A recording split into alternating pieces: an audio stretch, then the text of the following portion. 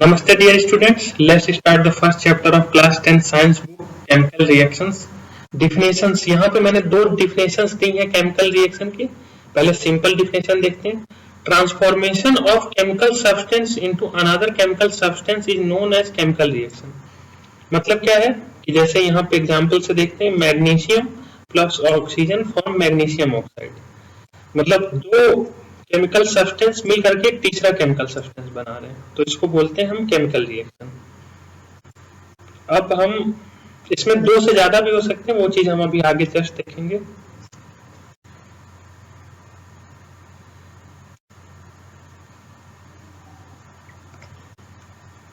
अब बड़ी डिफिनेशन देखते हैं. ट्रांसफॉर्मेशन ऑफ वन और more chemical substance into another one or more chemical substance is known as chemical reaction. मतलब क्या है कि एक से ज्यादा रिएक्टेंट भी हो सकते हैं, एक से ज्यादा प्रोडक्ट भी हो सकते हैं. मतलब कि यहाँ पे दो मिलकर के दो बना सकते हैं, तीन मिलकर के एक बना सकते हैं. मतलब ये कोई भी कॉम्बिनेशन हो सकता है. और क्या दिया हुआ है, chemical reaction sometime demand some catalyst और specific condition like sunlight heat etcetera to happen. मतलब क्या है इसका कि कई बार क्या होता है कि ये नेचुरली नहीं होता है, इसके साथ हमें कुछ बाहर से चीजें देनी पड़ती हैं. इसमें कैटलिस्ट है और स्पेसिफिक कंडीशन है. तो कैटलिस्ट क्या है, तो कैटलिस्ट एक ऐसी चीज होती है जैसे इसमें हम प्रोवाइड कराते हैं, जैसे किसी में कार्बन लगता है तो हम यहाँ पे कार्बन प्रोवाइड करा देंगे. तो वो कार्बन इसमें रिएक्शन में भाग नहीं लेता है, लेकिन वो कार्बन बस खाली उसको फैसिलिटेट करता है, मतलब उसको हेल्प करता है रिएक्शन होने में. ये कैटलिस्ट हो गया. स्पेसिफिक कंडीशन क्या है, स्पेसिफिक कंडीशन हो गई जैसे हीट हो गई, लाइट हो गई, एटमॉस्फेरिक प्रेशर हो गया, इस टाइप की चीजें. कि बहुत सारे रिएक्शन होते हैं जो स्पेसिफिक टेम्परेचर पे होते हैं, बहुत सारे रिएक्शन होते हैं जो सनलाइट में होते हैं, बहुत सारे रिएक्शन होते हैं जिनमें इलेक्ट्रिसिटी की जरूरत होती है उनको होने के लिए. अब हम क्या देखेंगे आगे, reactants.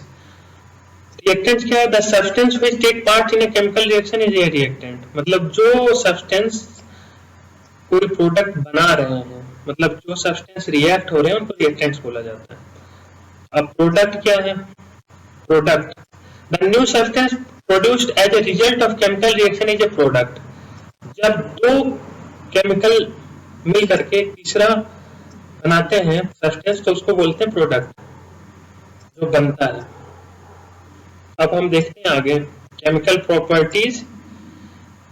Chemical properties of newly product is completely different from the reactant. जो नया प्रोडक्ट हमें मिलता है उसकी केमिकल प्रॉपर्टीज रिएक्टेंट से बिल्कुल अलग रहती हैं. इसका क्या मतलब है, इसका मतलब ये है, पहले तो हम देखते हैं केमिकल प्रॉपर्टीज क्या है. Chemical properties is a characteristics of a particular substance that can be observed in a chemical reaction. मतलब वो प्रॉपर्टीज जो कि एक केमिकल रिएक्शन में दिखाई देती हैं उन्हें केमिकल प्रॉपर्टीज कहा जाता है. जैसे बहुत छोटा सा एग्जांपल लेते हैं इसको समझने के लिए. जैसे एक यहाँ पे बार लेते हैं हम लोग किसका, आयरन का, Fe मतलब आयरन. और एक बार लेते हैं वुड का, दूसरा बार हम लेते हैं वुड का. अब ये दोनों सॉलिड हैं बट इनकी केमिकल प्रॉपर्टीज अलग अलग है, जो कि ऐसे नहीं दिखाई देंगी. अगर हम वुड को खुला छोड़ दें 1 महीना के लिए तो उसमें रस्ट नहीं लगेगी, बट आयरन में रस्ट लग जाएगी. मतलब आयरन ऑक्सीजन के साथ मिल करके फेरस ऑक्साइड बना देगा जो कि रस्ट बन जाएगी. तो ये होता है केमिकल प्रॉपर्टी, जो कि एक केमिकल रिएक्शन के द्वारा ही जाहिर होती है, वो केमिकल प्रॉपर्टीज हो गई. अब हम नेक्स्ट स्लाइड देखते हैं. Characteristics of the chemical reaction. Chemical reaction के कैरेक्टरिस्टिक क्या है, कैरेक्टरिस्टिक मतलब कैसे जानेंगे कि केमिकल रिएक्शन हो रहा है. Change in colour and order. जब कोई केमिकल रिएक्शन होता है तो कभी कभी कलर चेंज हो जाता है. जैसे एक तांबे का बर्तन देखेंगे, समय के साथ वो हरा पड़ जाता है. तो वो क्यों पड़ता है, क्योंकि तांबे का बर्तन रिएक्ट कर रहा है और वो रिएक्ट बन करके उसके ऊपर जो हरी कोटिंग आ रही है तो वो कॉपर ऑक्साइड की कोटिंग हो रही है, वो ऑक्सीजन के साथ रिएक्ट कर रहा है. ऐसे ऑर्डर चेंज होता है. कई सारी चीजों में जब रिएक्शन होता है तो ऑर्डर उसकी बदल जाती है. ऑर्डर मतलब उसकी स्मेल. अब अगला देखेंगे change in the state of reaction. मतलब कोई सॉलिड से लिक्विड बन रहा है, कोई कोई गैस से सॉलिड बन रहा है, कोई लिक्विड से गैस बन रहा है, तो वो वैसा जब होता है तो वो केमिकल रिएक्शन होता है वहां पे। जनरली हम देखने को हमें दो चीजें मिलती हैं केमिकल रिएक्शन में, इवोल्यूशन ऑफ गैस। देखिए जैसे यहाँ पे कि हम केमिकल कोई रिएक्शन हो रहा है तो उससे गैस निकलेगी, फॉर्मेशन ऑफ प्रेसिपिटेट, या फिर कोई केमिकल रिएक्शन हो रहा है तो लिक्विड से ऐसे सॉलिड नीचे प्रेसिपिटेट हो जाएगा। तो ये हो गई उसकी physical characteristics. Change in temperature, और क्या होता है जब केमिकल रिएक्शन होगा तो टेम्परेचर चेंज हो जाएगा, मतलब कोई चीज ठंडी थी वो गर्म हो जाएगी।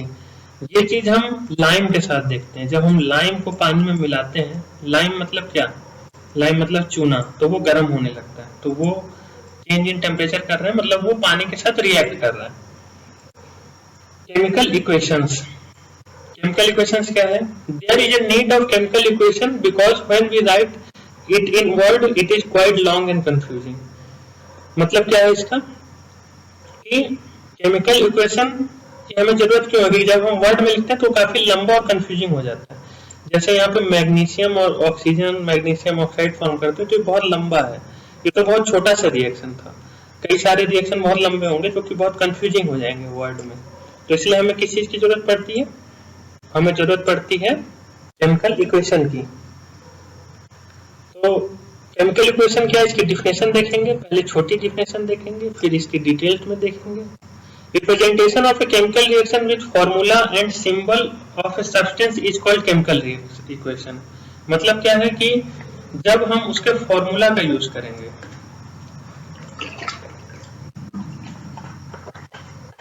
फॉर्मूला क्या होता है, हर एक कंपाउंड का एक फॉर्मूला होता है, हर कंपाउंड और एलिमेंट का फॉर्मूला होता है। जैसे वाटर का क्या है H2O, तो ये वाटर को रिप्रेजेंट करता है, तो ऐसे हर चीज का एक फॉर्मूला बना दिया गया है। तो ये एलिमेंट के वो होते हैं, एलिमेंट का एक सिंबल होता है, वो सिंबल को ज्वाइन करके हम कंपाउंड का फॉर्मूला बना देते हैं। तो ये हमारा बन गया वाटर। तो ऐसे ये क्या है, हाइड्रोजन H2 और O2 क्या है, ये ऑक्सीजन है, ये मिलके क्या बना रहे, वाटर। तो हम इसको ऐसे रिप्रेजेंट कर सकते हैं पूरा लिखने के बजाय, hydrogen plus oxygen equal to water. इसमें एक और फायदा है कि यहाँ पे हमें एटॉमिक नंबर पता चल रहा है कि कितने एटम है, हाइड्रोजन के कितने एटम है रिएक्टेंट साइड में, ऐसे ही ऑक्सीजन के कितने एटम हैं, कितने मॉलिक्यूल हैं, ये हमें पता चल रहा है। मॉलिक्यूल का नंबर यहाँ पे होता है, जब हम बैलेंस करेंगे तो ये मॉलिक्यूल के नंबर से बैलेंस की जाती है। अब हम इसका डिटेल्स में देखते हैं डिफिनेशन क्या है। Representation of chemical reaction with formula and symbol of a substance with representation of physical state of every substance present in the reaction and catalyst present in the reaction is known as chemical reaction, chemical equation। तो ये क्या है, तो ये हमारा जैसे ये gas हो गया, ये हो गया गैस, तो ये हम लिखते हैं ये मतलब गैस, तो हम ये फिजिकल स्टेट भी लिखते हैं। पहले हम उसका कंपाउंड का फॉर्मूला लिखेंगे, फिर उसकी स्टेट लिखेंगे, और ये एरो के ऊपर हमेशा कैटलिस्ट लिखते हैं। कैटलिस्ट में क्या हो सकता है, कोई कंडीशन भी हो सकती है, जैसे इसमें एटमॉस्फेरिक प्रेशर है, इसमें हीट है, और कोई एलिमेंट भी हो सकता है। बस हमको ये ध्यान रखना है कि जो कैटलिस्ट होता है ये रिएक्ट नहीं करता, ये बस फैसिलिटेट करता है, ये उसकी मदद करता है, ये उसमें रिएक्शन में भाग नहीं लेता है। अब हम अगला स्लाइड देखेंगे।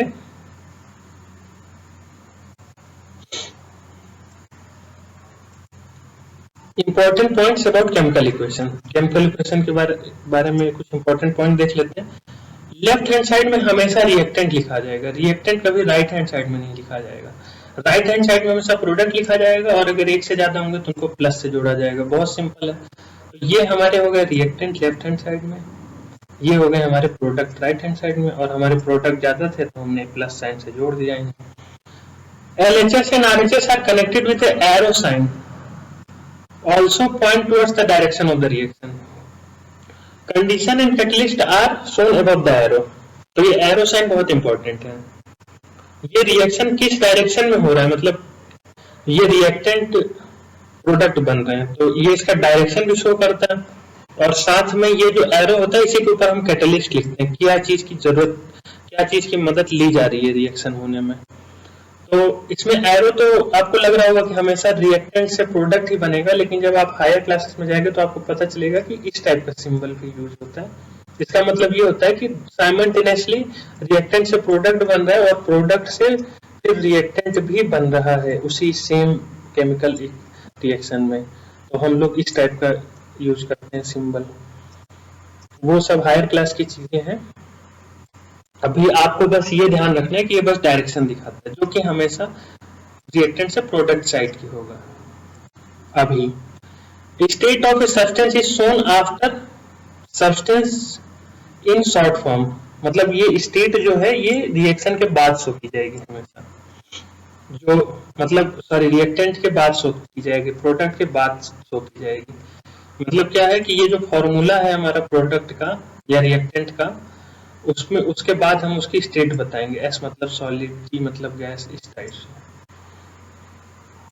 इक्वेशन इज बैलेंस, हमें इक्वेशन बैलेंस करनी पड़ती है। मतलब क्या है कि दोनों साइड नंबर ऑफ एटम्स हमेशा बराबर रहेंगे, ये हमेशा याद रखना है। जितने एटम किसी एलिमेंट के इस साइड होंगे उतने ही एटम उसी एलिमेंट के इस साइड होंगे। जैसे यहाँ पे 2p है तो लीड के दो एटम है तो यहाँ पे भी 2 एटम है 2p।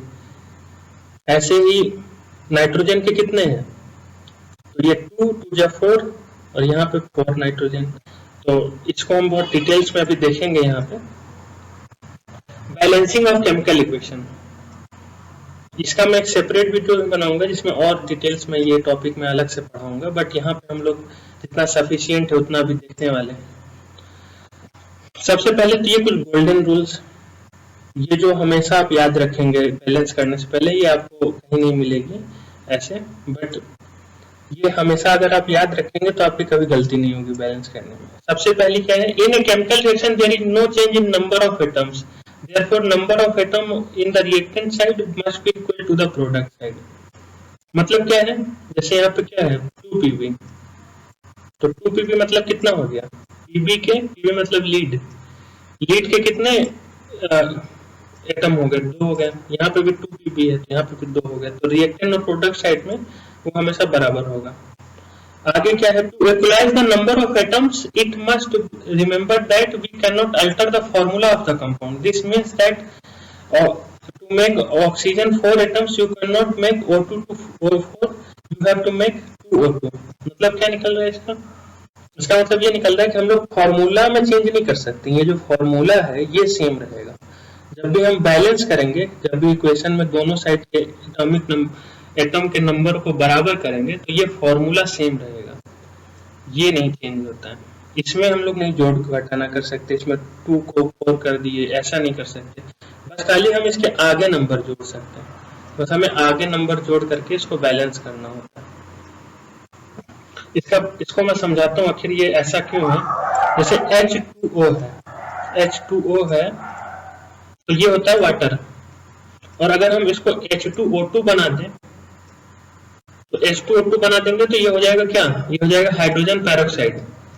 तो ये वाटर से इसका प्रॉपर्टी ही चेंज हो जाएगी। अगर हम इसके फॉर्मूला को चेंज कर देंगे तो एलिमेंट ही चेंज हो जाएगा, वो कंपाउंड ही चेंज हो जाएगा। तो जब वो कंपाउंड ही चेंज हो जाएगा तब तो फिर वो रिएक्शन वो होगा ही नहीं। तो इसीलिए हम उसके कंपाउंड में बदलाव नहीं करते, हम उसके बस आगे उसके मॉलिक्यूल के नंबर पे बदलाव करते हैं। अब मॉलिक्यूल नंबर क्या है, तो ये जो आगे लगा रहता है ये मॉलिक्यूल नंबर है। तो अब आगे देखते हैं, अब अगली रूल क्या है, number before the compound multiplies to the number of atoms, like 3O2 means 6 oxygen atoms. बहुत इंपॉर्टेंट चीज है। जैसे यहाँ पे क्या है, जैसे यहाँ पे देखते हैं 4 है यहाँ पे और यहाँ पे 2 है, तो ये कितना हो जाएगा 4 into 2 होगा, ये प्लस नहीं होगा, ये ध्यान रखना। 4 into 2 = 8, ये हमेशा इंटू होगा, हमेशा एटम नंबर मॉलिक्यूल नंबर से इंटू होगा ये। अब यहाँ पे देखते हैं, यहाँ पे क्या है, तो ये ब्रैकेट वाले भी इंटू होंगे। जैसे 3 2 = 6, ये जो ब्रैकेट के बाहर है और ब्रैकेट के अंदर ही हमेशा इंटू होते हैं। तो 3 2 = 6 हो जाएगा, और 6 में इधर 12 इंटू होगा तो कितना हो जाएगा 6 2 = 12। तो ऑक्सीजन के 12, 12 आइटम हो गए। अब हम देखते हैं कि यहाँ पे चेक करते हैं, अगला पॉइंट देख लेते हैं, फिर ऑक्सीजन का चेक करते हैं कि वो बैलेंस्ड है कि नहीं है। If two compounds are containing same kind of element their number will be added. ये क्या बात हुई? तो इसमें हुआ क्या कि यहाँ पे 4 2 8 हो गया, तो बीच वाले में ऑक्सीजन कितने हैं? 8 हैं। इसके आगे कितने? 2 1 2। अगर यहाँ पे कुछ नहीं है तो मतलब 1 है, तो ये इसको इससे इंटू करेंगे तो 2 हो जाएगा, तो ऑक्सीजन यहाँ पे कितने हो गए? 2 हो गए। आखिरी वाले में कितने? यहाँ पे 1 हो जाएगा, जब कुछ नहीं है तो 1 है, तो 1 2 2। तो यहाँ पे कितने हो गए? यहाँ पे 2 हो गए। तो अब जब ये इनके बीच में प्लस साइन लगा है, वैसे यहाँ पे भी प्लस हो जाएगा। जब सेम फॉर्मूला में हो रहा है, जब सेम कंपाउंड फॉर्मूला में हो रहा है, तो यहाँ पे इंटू हो रहा है, और जब इनके बीच में प्लस होगा हमेशा। तो ये 2 8 9 10 11 12, तो लेफ्ट हैंड साइड में तो 12 हो गए। राइट हैंड साइड में देखते हैं कितने, तो ये 3 2 6 और 6 2 12, तो इधर भी 12 है ऑक्सीजन। ये ब्रैकेट के बाहर वाला भी इंटू होगा और फिर यहाँ पे भी इंटू होगा, तो ऑक्सीजन भी बैलेंस है। अब हम देख लेते हैं, और आखिरी जो एलिमेंट बचा है नाइट्रोजन, तो यहाँ पे नाइट्रोजन कितना है? यहाँ पे 2 है, यहाँ पे 2 है, तो ये 2 यहाँ आ गया, तो 2 2 4, तो उधर कितना है? उधर है 4, और इधर कितना है? इधर सेम है, तो 2 1 2, सॉरी 4 1 4, तो इधर भी कितना है? 4, तो नाइट्रोजन भी बैलेंस्ड है। तो ऐसे हम निकालते हैं एटॉमिक, कितने एटॉमिक नंबर हैं।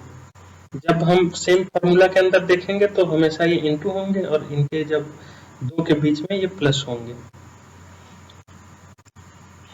Always start the balancing with maximum number of atoms, ये हमेशा याद रखना। जब हम बैलेंस करना शुरू करेंगे, जैसे मान के चलिए यहाँ पे ये 2 नहीं होता, तो यहाँ पे हम ऑक्सीजन का देखते हैं, इधर ऑक्सीजन के 12 है, तो 12 कैसे बनाया जाए, तो इधर 3 2 6 था, तो यहाँ पे 2 ऐड कर देते तो 6 2 12 हो जाता। तो हमेशा इस बात का ध्यान रखना है कि जिसका सबसे ज्यादा नंबर होगा उसी को हम बैलेंस, उसी से बैलेंस स्टार्ट करेंगे। आगे हम देखते हैं कैसे बैलेंस किया जाता है, एक एग्जांपल लेकर के। बैलेंसिंग ए केमिकल इक्वेशन, यहाँ पे हमने वाटर के इक्वेशन का लिया है, hydrogen plus oxygen form water. तो अभी तो यहाँ पे हम ऐसे टेबल बना के देखेंगे, स्टार्टिंग में आपको भी बनानी पड़ेगी, पर धीरे धीरे जब आप बैलेंस करने लगेंगे तो फिर टेबल के बिना भी हो जाता है। सबसे पहले इसमें देखेंगे तो हाइड्रोजन के कितने हैं रिएक्टेंट साइड में, तो 2 हैं। ऑक्सीजन के कितने? 2 हैं। प्रोडक्ट साइड में हाइड्रोजन के 2 हैं, ऑक्सीजन के 1 है। तो यहाँ पे ऑक्सीजन तो बैलेंस नहीं है, तो इसको बैलेंस करना पड़ेगा। तो अब इसमें मैक्सिमम नंबर ऑफ एटम किसके हैं? ऑक्सीजन के हैं, क्योंकि एक ही एलिमेंट है जो बैलेंस नहीं है। अब इसमें ऑक्सीजन को बैलेंस करने के लिए क्या किया जा सकता है? तो यहाँ पे 2 है, यहाँ पे 2 लाना है हमें, तो यहाँ 2 लाने के लिए क्या कर सकते हैं? तो इसमें तो हम लोग छेड़खानी कर नहीं सकते, तब क्या कर सकते हैं? यहाँ आगे 2 रख सकते हैं, 2 1 2। तो यही हमने किया है, start balancing the element with the maximum number of atom to balance. तो hydrogen plus oxygen plus 2H2O। But अब हम इसको देखेंगे कि अब ये बैलेंस हुआ कि नहीं हुआ। तो अब यहाँ पे हाइड्रोजन के रिएक्टेंट साइड में कितने? 2 हैं, ये 2 हो गया, और ऑक्सीजन के कितने हैं? तो ये भी 2 हो गया। प्रोडक्ट साइड में कितना है? 2 2 4, तो ये हो गया 4, और ऑक्सीजन कितने? 2 हैं। तो अब ऑक्सीजन तो हमारा बैलेंस हो चुका है, बट हमारा हाइड्रोजन को बैलेंस करने के लिए करना पड़ेगा। हाइड्रोजन को बैलेंस करने के लिए अब क्या कर सकते हैं? अब फिर हम देखेंगे कि हाइड्रोजन रिएक्टेंट साइड में कितने हैं? रिएक्टेंट साइड में 2 हैं और प्रोडक्ट साइड में 4 है। तो अब इसको 4 करने के लिए क्या किया जा सकता है? यहाँ पे 2 से इंटू किया जा सकता है, तो यहाँ से 2 से इंटू कर दिया गया, तो 2 2 4।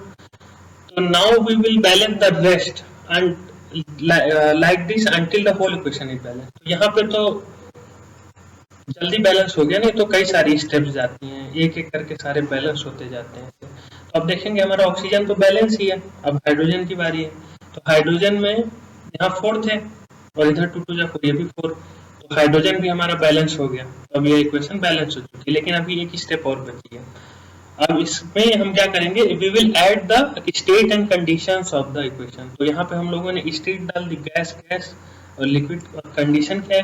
कंडीशन एक कैटलिस्ट क्या लगा था, तो यहाँ पे कोई कैटलिस्ट नहीं था, तो यहाँ पे कैटलिस्ट नहीं लिखा गया तो लास्ट में ये लिख देंगे और हमारी ये पूरी इक्वेशन बैलेंस हो चुकी है। अब अगली स्लाइड देखेंगे।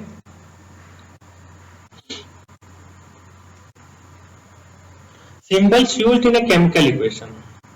केमिकल इक्वेशन में कौन से सिंबल यूज होते हैं? तो सॉलिड, सॉलिड के लिए S, लिक्विड, लिक्विड के लिए L, एक्वस, वाटर के लिए एक्वस। अब लिक्विड और एक्वस में अंतर क्या है? तो ये होता क्या है एक्वस की, ये वाटर में सोल्यूशन होता है। जैसे हम अगर चीनी को पानी में घोल दें तो वो जो सोल्यूशन बनेगा तो उसको हम बोलेंगे एक्वस सोल्यूशन, मतलब उसमें कुछ घुला हुआ है। अब आगे देखेंगे गैस, गैस के लिए G और ये आप साइड एरो, ये पुराना सिंबल है। प्रेसिपिटेट, प्रेसिपिटेट क्या होता है? सॉलिड और प्रेसिपिटेट में क्या अंतर है कि सॉलिड तो हो गया जैसे आयरन का बार, ये हो गया सॉलिड, और प्रेसिपिटेट क्या होता है? जैसे हम, ये हमारा टेस्ट ट्यूब है और इसके अंदर जब हम कोई रिएक्शन कर रहे हैं तो यहाँ पे नीचे धीरे धीरे जो सेटल होता है तो उसको हम बोलते हैं प्रेसिपिटेट। प्रेसिपिटेट वर्ड बारिश से भी आया, जैसे जब बारिश होती है तो ऊपर से नीचे धीरे धीरे पानी सेटल होता है तो उसको क्या बोलते हैं? प्रेसिपिटेशन। तो जब कोई चीज ऊपर से नीचे आ रही है, सेटल हो रही है, तो उसको बोलते हैं प्रेसिपिटेशन। तो वहीं से आया ये प्रेसिपिटेट। अब प्रेसिपिटेट हो गया। अब देखेंगे हम लोग कैटलिस्ट। तो कैटलिस्ट क्या होता है? तो कैटलिस्ट हो गया ये जैसे आयरन, तो किसी कोई केमिकल इक्वेशन थी, जैसे यहाँ पे ए प्रोडक्ट में ऐसे करके बी प्रोडक्ट बन रहा था, तो इसमें आयरन की जरूरत थी तो हमें आयरन लगा दिया। तो अब कैटलिस्ट और रिएक्टेंट में क्या अंतर है? कैटलिस्ट कभी भाग नहीं लेता रिएक्शन, मतलब ए से जब बी बन रहा है तो ये बी में आयरन कहीं नहीं होगा, लेकिन ये बिना आयरन के रिएक्शन नहीं होगा, वो बस उसको फैसिलिटेट करता है, बस उसको मदद करता है होने में।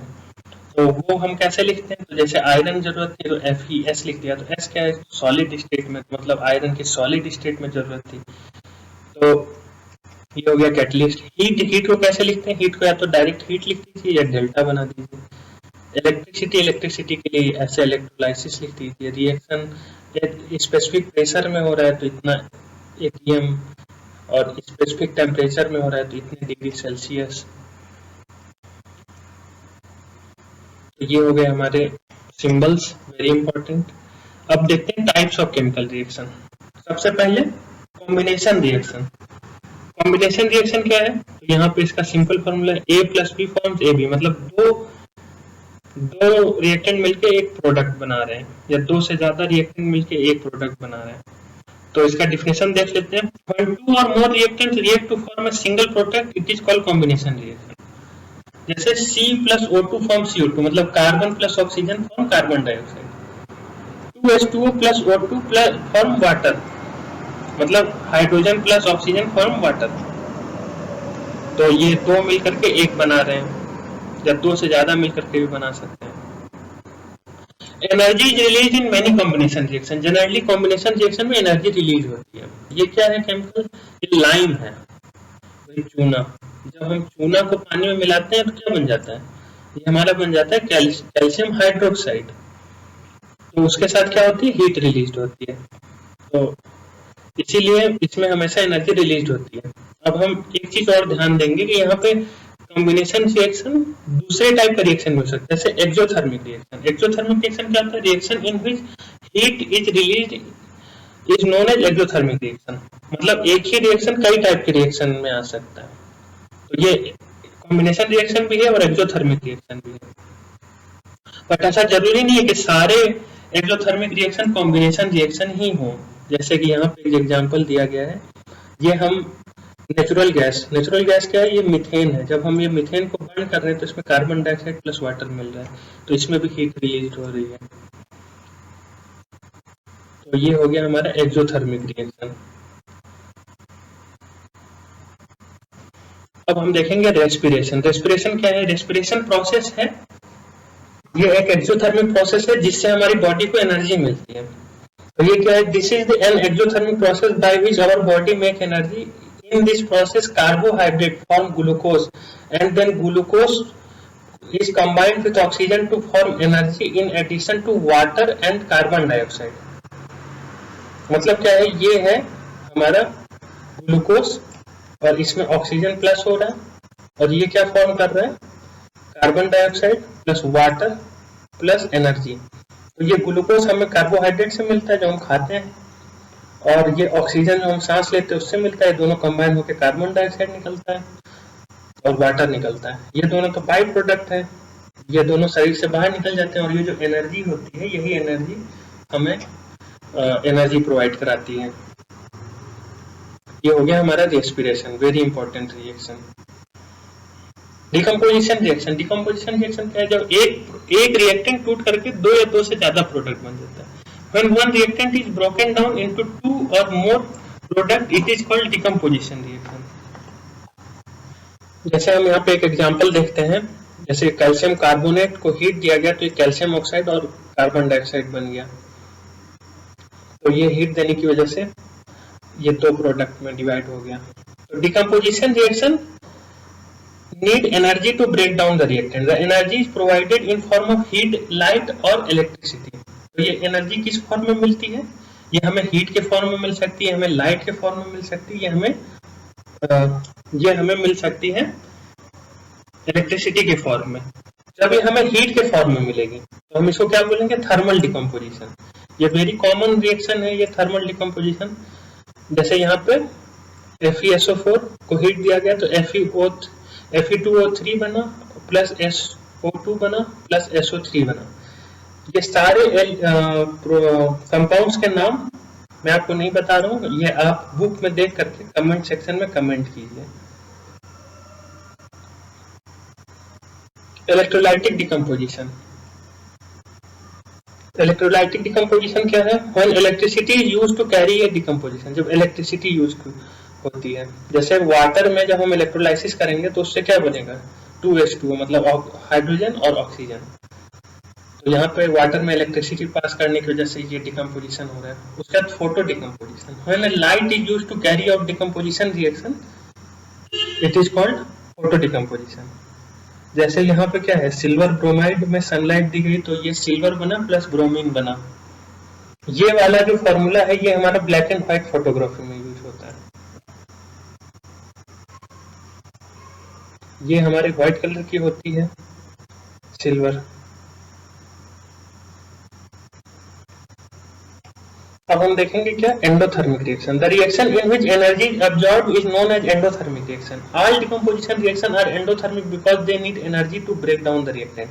सारे डिकम्पोजिशन रिएक्शन एंडोथर्मिक होंगे क्योंकि उनमें हमें क्या लगेगा, हमें कोई ना कोई फॉर्म ऑफ एनर्जी लगेगी ब्रेक डाउन होने के लिए।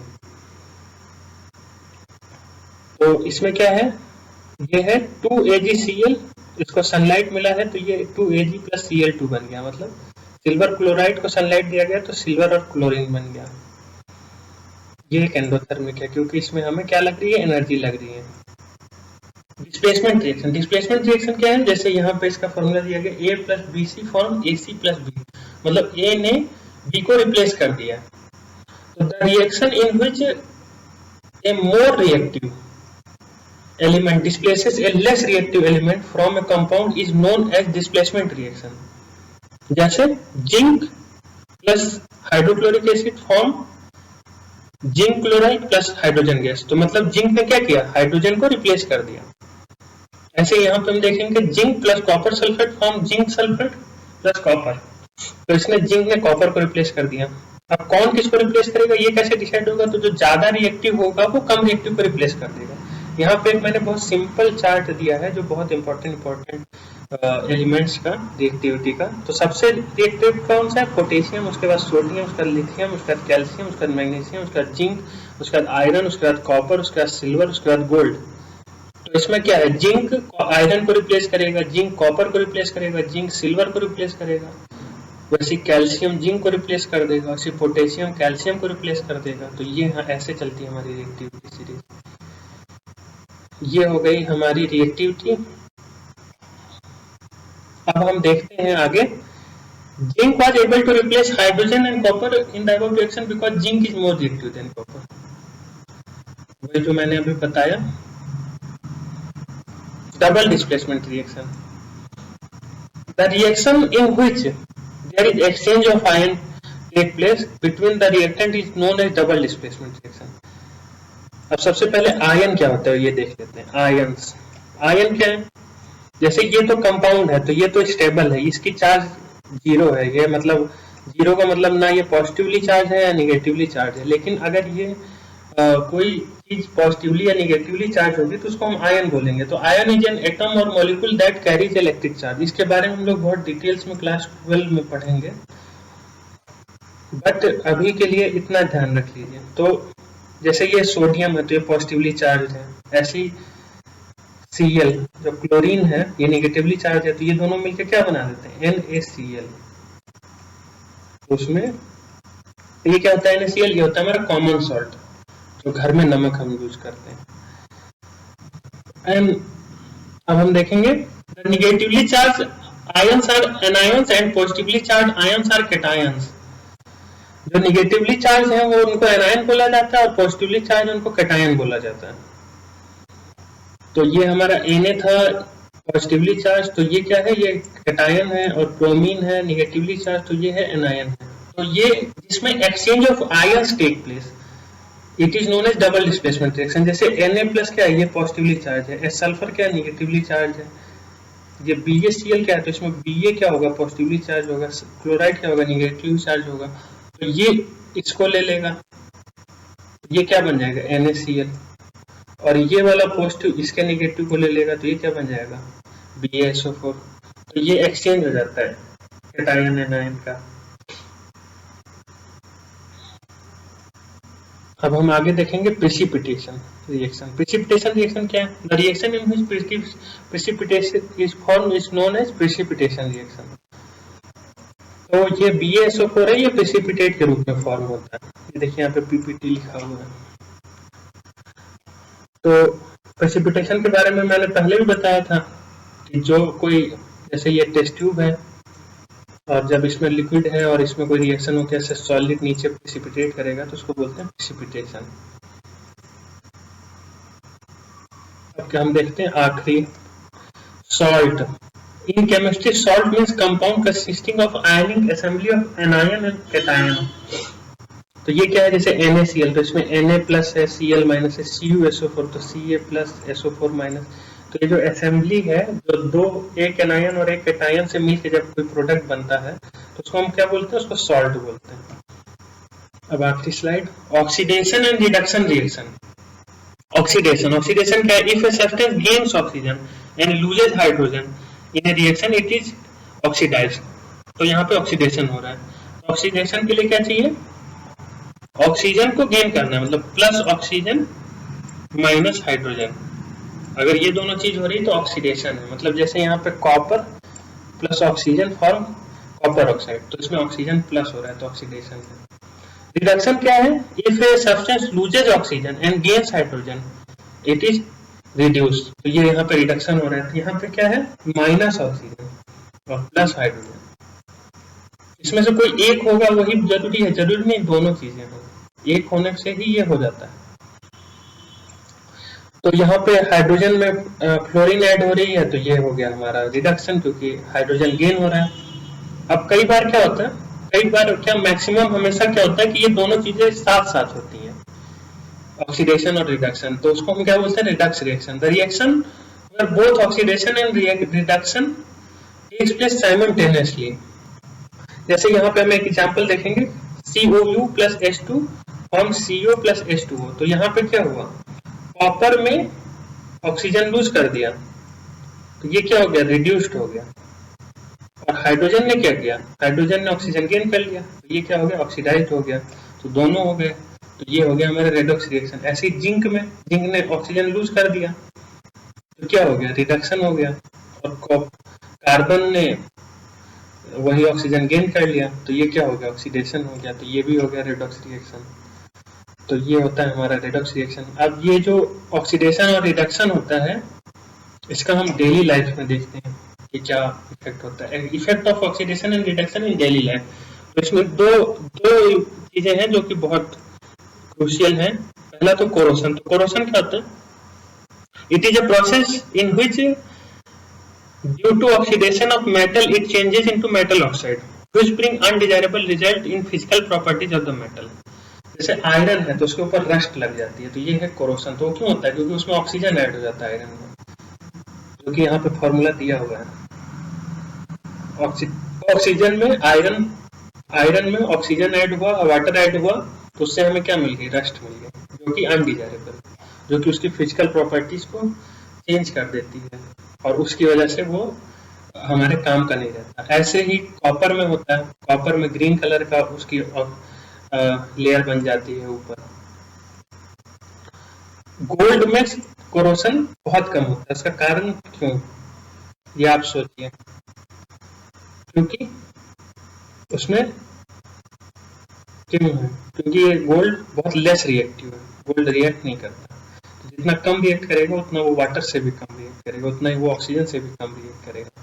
तो उस वजह से ये बहुत दिन तक बिल्कुल वैसे के वैसे रहता है। तो इसीलिए गोल्ड इतना प्रेशियस मेटल है, क्योंकि वो रिएक्ट नहीं करता। अब हम देखते हैं आगे रेंसिडिटी। रेंसिडिटी क्या होता है? अच्छा, पहले corrosion can be prevented by painting, greasing, oiling and galvanisation. ये चारों चीज करके हम लोग कोरोशन को प्रिवेंट कर सकते हैं। Rancidity, when fatty and oily things are left exposed to the air, the oxygen in the air oxidize the fat, this oxidation bring undesirable taste and order to the food. जैसे कोई chips का packet है less का, तो उसमें क्या होता है, अगर हम उसको खोला छोड़ दें तो वो उसका जो चिप्स होता है वो खराब हो जाता है।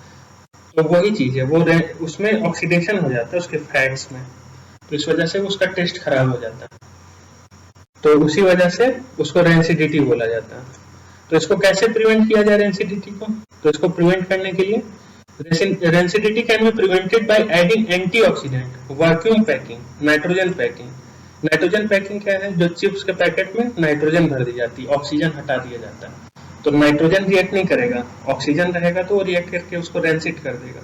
और रिफ्रिजरेशन, रिफ्रिजरेशन मतलब उसको फ्रिज में डाल दिए।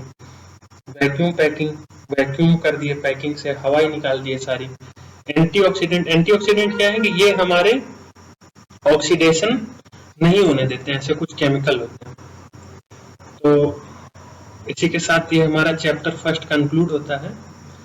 आपको इस चैप्टर के क्वेश्चन आंसर का भी वीडियो आएगा और भी बहुत सारे वीडियो आएंगे। डियर स्टूडेंट, आई होप आपको इस सेशन में मजा आया। आपको इस सेशन की पीडीएफ नीचे डिस्क्रिप्शन में मिल जाएगी और कमेंट बॉक्स में भी मिल जाएगी। आप इसको डाउनलोड कर लीजिए, प्रिंट कीजिए, पढ़िए, शेयर कीजिए। आप हमारा टेलीग्राम चैनल ज्वाइन कर लीजिए और इसमें भी आपको बहुत सारे कंटेंट मिलेंगे। ये बिल्कुल नया चैनल है और आप हमें सब्सक्राइब कर लीजिए और बेल आइकन दबा लीजिए ताकि हम आपके पास ऐसी ऑसम कंटेंट लाते रहें।